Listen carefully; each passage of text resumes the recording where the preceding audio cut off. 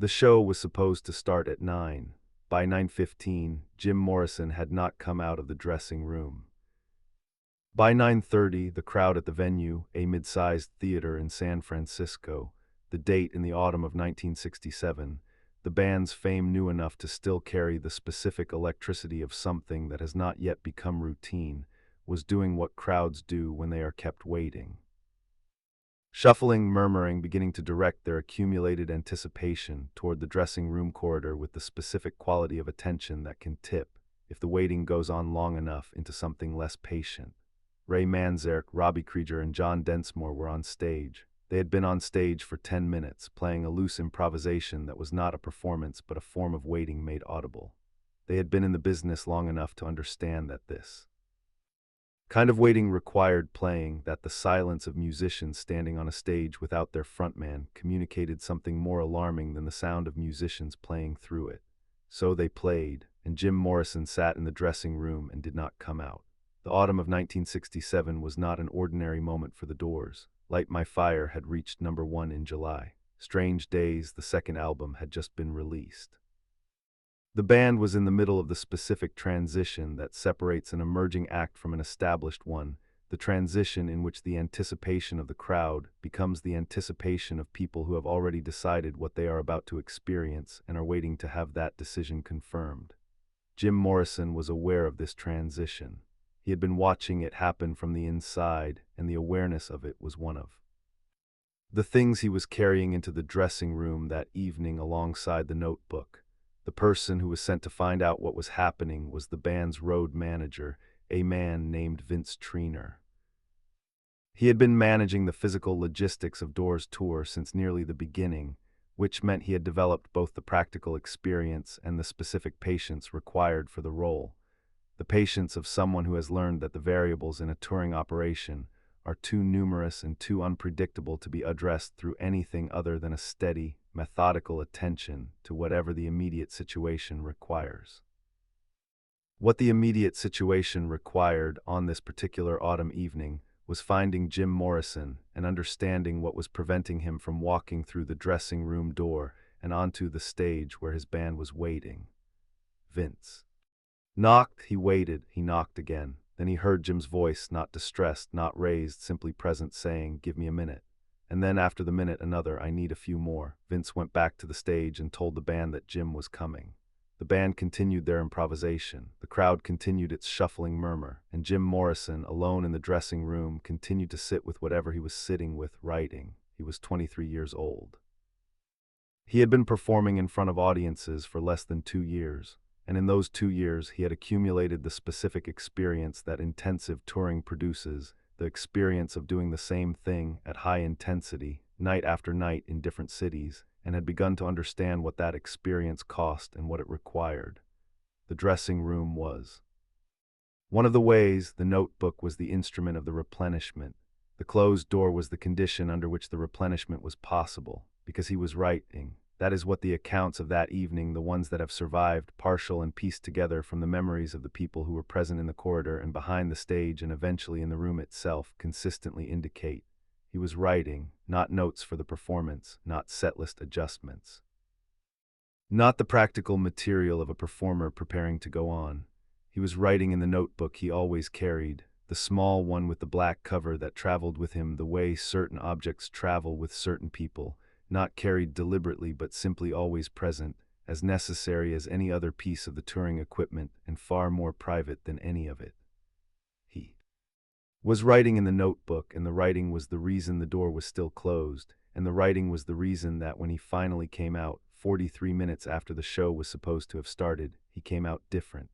The people who saw him emerge from the dressing room described, across various accounts, the same quality in the change, not dramatic, not the change of someone who has resolved a crisis or passed through a breakdown. The change of someone who has finished saying something that they needed to say, who has completed a thought or a passage of a thought and now carries it in a form that is usable, carried forward into whatever comes next in a way that the incomplete version could not have been. Manzarek saw it. He later said that when Jim came through the dressing room door and walked past him toward the stage, he had the Specific quality of someone who has just set something down, not relieved, not lighter exactly, but present in a way that the people who had been waiting in the corridor could feel the difference from. He walked past Manzarek, walked past the crew who were stationed in the wings, walked onto the stage, and stood at the microphone in front of a crowd of people who had been waiting for 43 minutes, and he did not apologize. This quality of someone who has completed a private act and is now carrying its completion forward into public space was something that Manzarek had seen before in Jim, though not always preceded by a closed door and 43 minutes. He had seen it in the studio, when Jim would finish a vocal take and step back from the microphone with the specific stillness of someone who has gotten something right and knows it. He had seen it in the middle of conversations, when Jim would be speaking and would pause and then continue with a quality of directness that suggested the pause had produced a clarification rather than simply interrupted a thought. The quality was recognizable.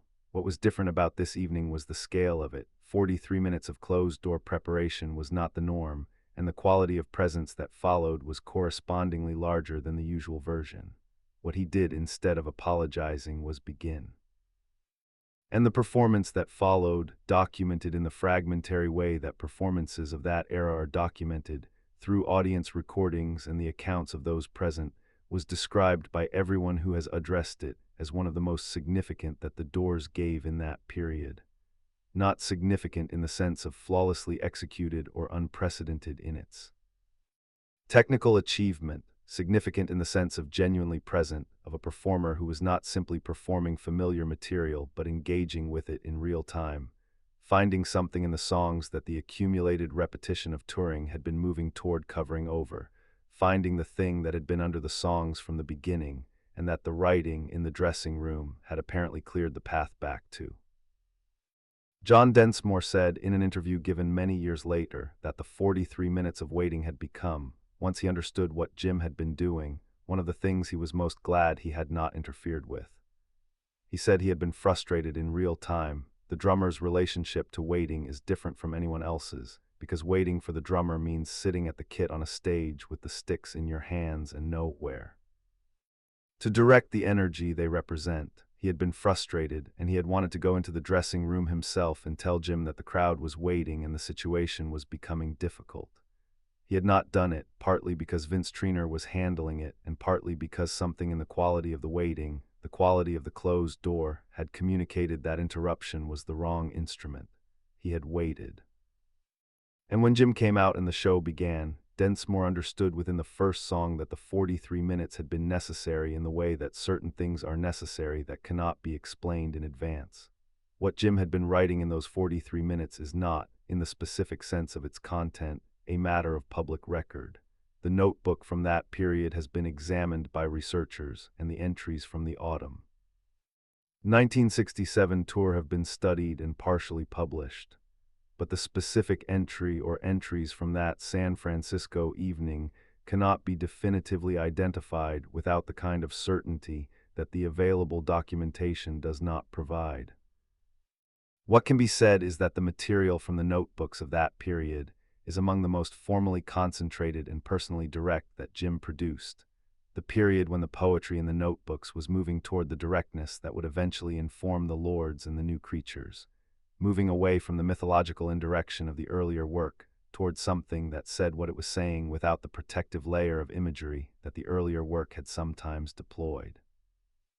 The formal properties of the autumn 1967 notebook writing, the movement toward directness, the reduction of the mythological scaffolding, suggest a person engaged in the specific creative process of stripping away the acquired material in order to get back to the essential.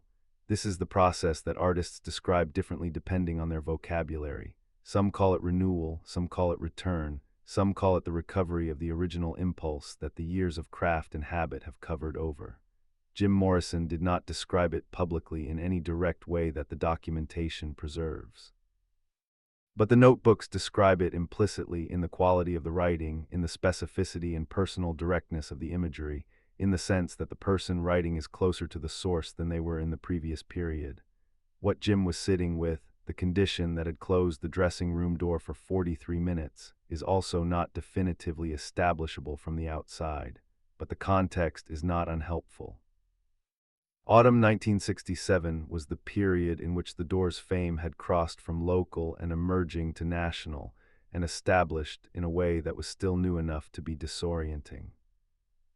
The summer of 1967, the summer of love, the moment when the counterculture reached its most visible public expression, had made the Doors one of the central figures of an enormous cultural moment without anyone having fully planned for that centrality or for the specific weight it placed on the person whose face was on the magazine covers. The transition from emerging to established carries a specific danger for artists who have built their work on the kind of authenticity that audiences can feel and that cannot be faked. The danger is that the very success that confirms the authenticity begins to impose conditions that make the authenticity harder to sustain, that the machinery of celebrity and commercial success and scheduled performance creates a structure that demands consistency at the cost of the vulnerability that made the work real in the first place.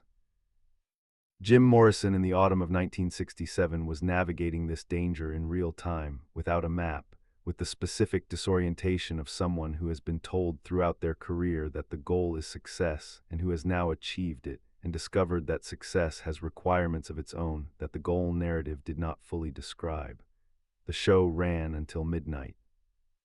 It went on for 2.5 hours, longer than the scheduled set, the band following wherever Jim was going with the consistency of musicians who have learned that the best available outcome is the one that Jim can get to from where he actually is, not from where the schedule assumed he would be. The audience that had waited 43 minutes for the show to start had not left, they had not gone home.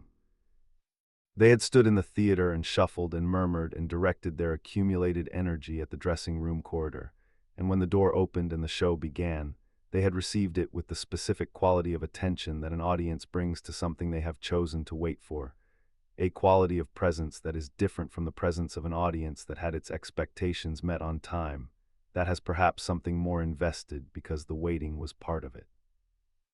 The San Francisco evening was not unique in the touring history of that period.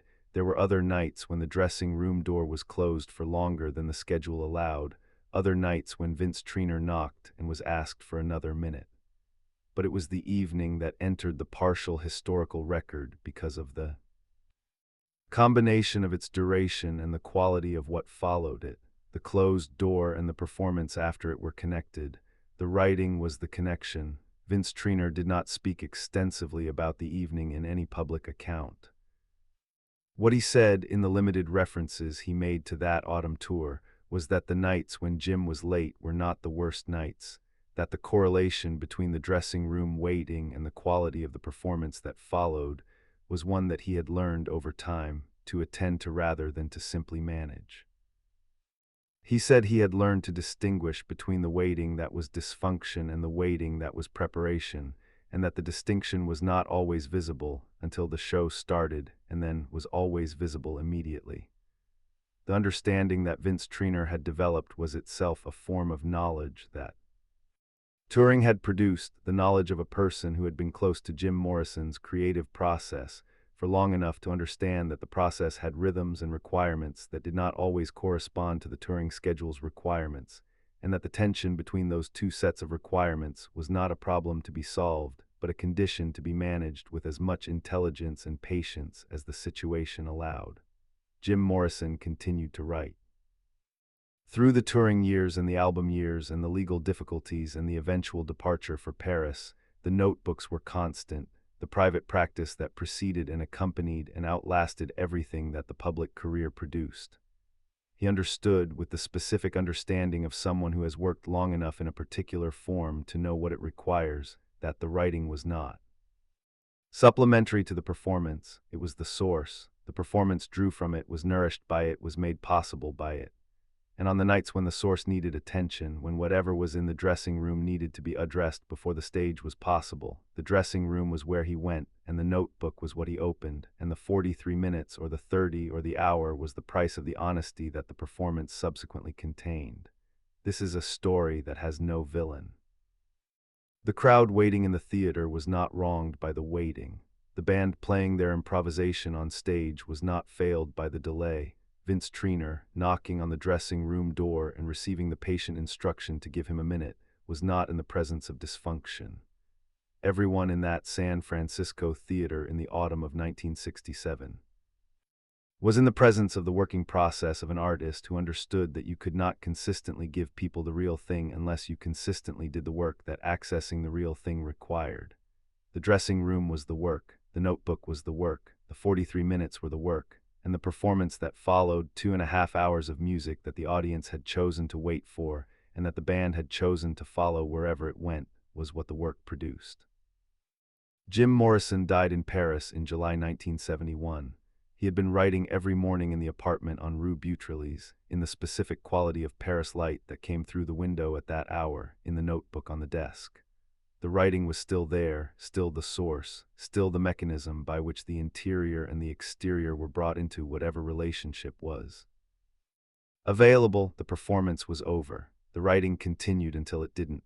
And the notebooks that survived, the records of the private practice that had always been beneath the public one, are the most complete available account of what Jim Morrison was doing when he closed the dressing room door and told the road manager to give him a minute, and then a few more, and then 43 of them, because the real thing required it, and the real thing was what he was there to give.